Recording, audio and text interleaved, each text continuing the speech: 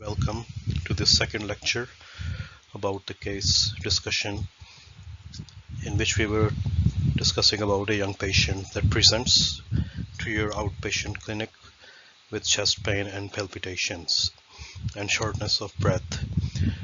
So we were mentioning some questions for discussion. The first question was, what are the findings on the chest X-ray of the patient? What are the findings on the ECG? And given the history, which sinister condition needs to be ruled out? And what is the most likely diagnosis? So let's talk about the first question. What are the findings on chest X-ray of the patient?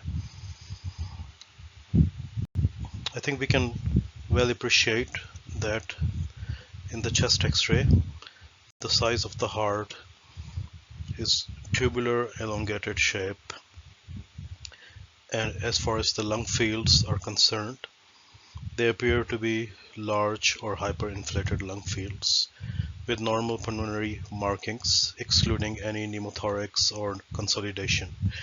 However, the diaphragm on both sides were low-lying or flattened diaphragms. Next question was about the ECG.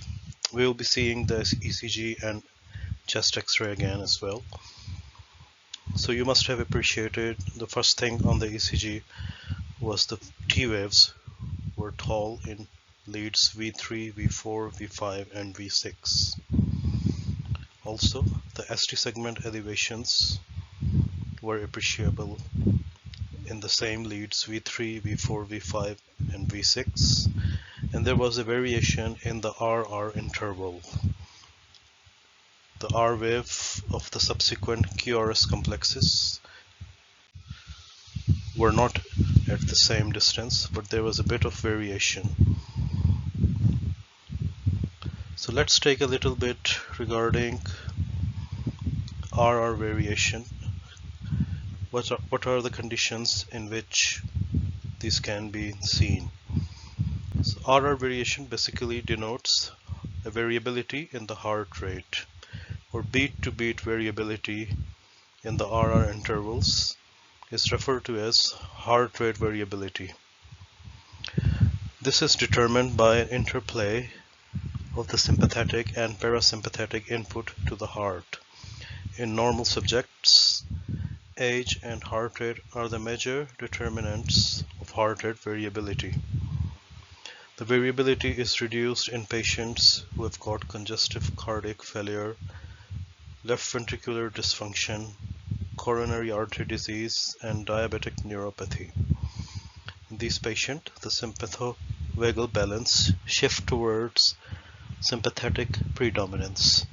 Therefore, more blunted heart rate variability occurs concomitantly with an elevated heart rate. On the other hand, increased heart rate variability by exercise training is attributed to an increase in parasympathetic tone.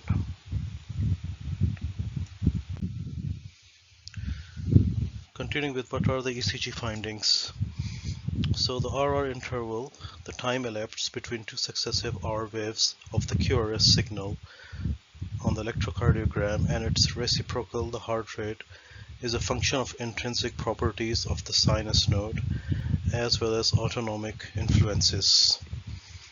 Blood pressure is a function of vascular resistance, an expression of arterial constriction or dilatation, and cardiac output, which denotes the blood volume being pumped by the heart in 1 minute, which in itself is a function of heart rate, cardiac contractility, and diastolic blood volume.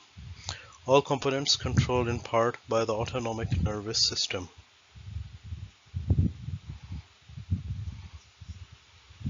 So this was a little bit description about the findings on the ECG and the chest X-ray. So as far as the chest X-ray findings are concerned, we will talk about these in more detail in the next slide. Considering the patient is a tall young patient who develops shortness of breath from time to time, central chest pain, and the X-ray showed hyperinflated lung fields, crowding of the ribs, and long tubular heart. These are usually findings which are consistent with someone having a chronic obstructive pulmonary disease, COPD. So we will be talking about that in more detail in the next slide. Thank you very much for watching and see you soon.